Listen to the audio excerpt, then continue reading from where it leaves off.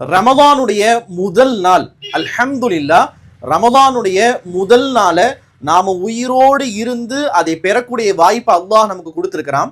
இன்றைய நாள்ல பள்ளிவாசல் நிரம்பி போயிடும். தெரியுமா உங்களுக்கு?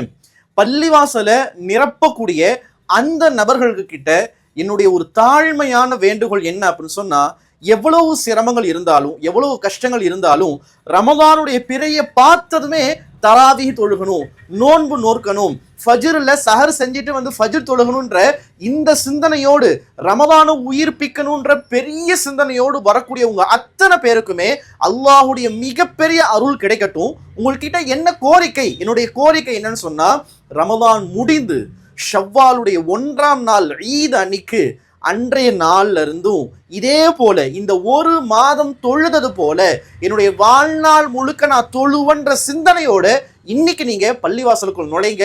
அல்லாஹ் உங்களுடைய இந்த நல்ல நியத்தை கண்டிப்பாக கபூல் செய்து உங்களுடைய மௌத் வரைக்கும் முழுமையான தொழுகையாளியாக, பள்ளிவாசலுடைய மிகப்பெரிய விருந்தாளியாக அல்லாஹ் உங்களை ஆக்கி அருள் புரிவானாக.